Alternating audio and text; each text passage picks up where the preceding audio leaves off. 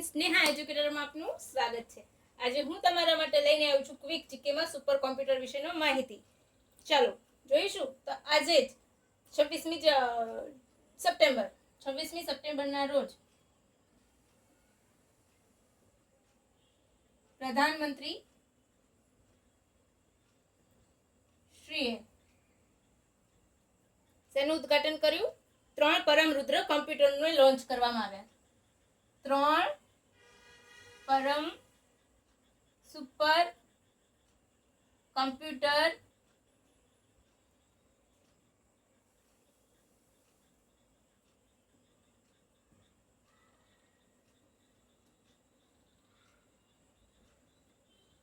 Launch કર્યા।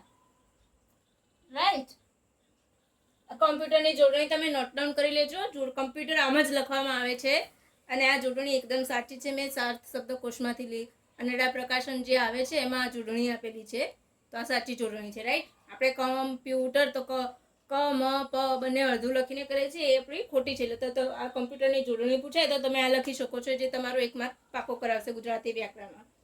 હવે શું છે કે 26મી સપ્ટેમ્બરના રોજ પ્રધાનમંત્રીશ્રીએ 3 પરમ કોમ્પ્યુટરનો લોન્ચ કરવામાં આવ્યા છે। રાઈટ, શેના હેઠળ બન્યા છે? તો નેશનલ સુપર કોમ્પ્યુટિંગ મિશન હેઠળ સ્વદેશી બનાવટનું છે।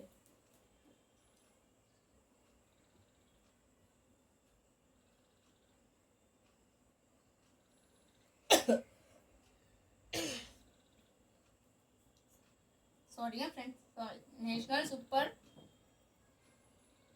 કોમ્પ્યુટિંગ મિશન હેઠળ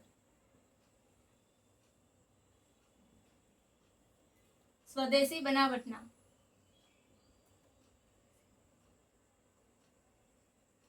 આપણો આ 1 પોઈન્ટ સુપર કોમ્પ્યુટર માટે હાલનું, આ બીજો પોઈન્ટ ક્લિયર।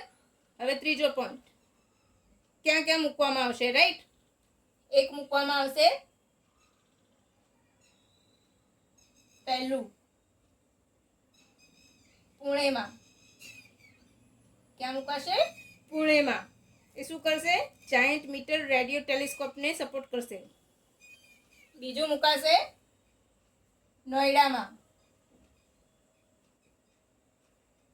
અને ત્રીજું બોલો, ખબર છે? ત્રીજું કોલકાતામાં મુકાયું।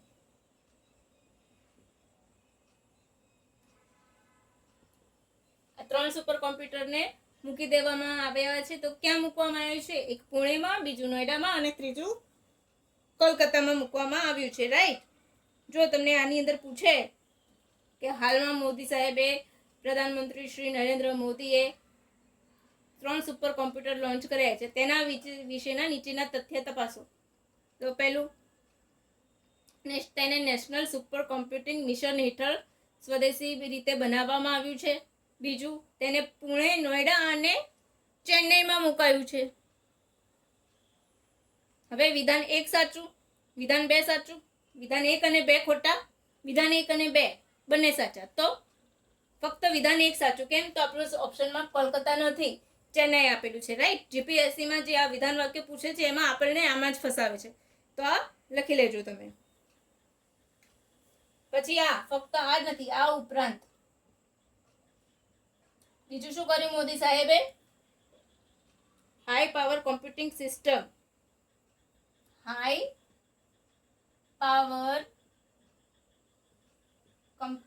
કમ્પ્યુટિંગ સિસ્ટમ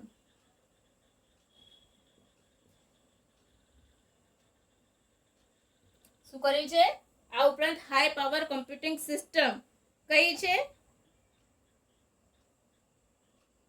અર્કા અને અરુણિકા। અર્કા અને અરુણિકા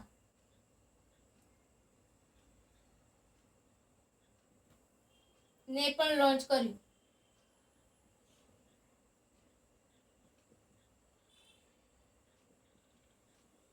હવે એમાં અર્કા કોનું સ્થાન લેશે?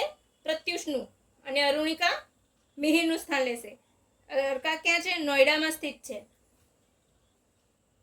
અર્કા નોઈડામાં સ્થિત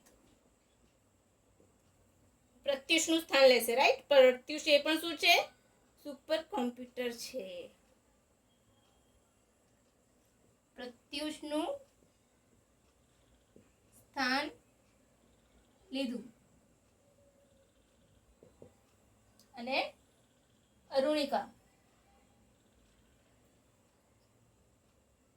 અરુણિકાએ શું લીધું? કોનું સ્થાન લીધું? અરુણિકા પુણેમાં છે. અરુણિકા પુણેમાં સ્થિત મિહિરનું સ્થાન લીધું.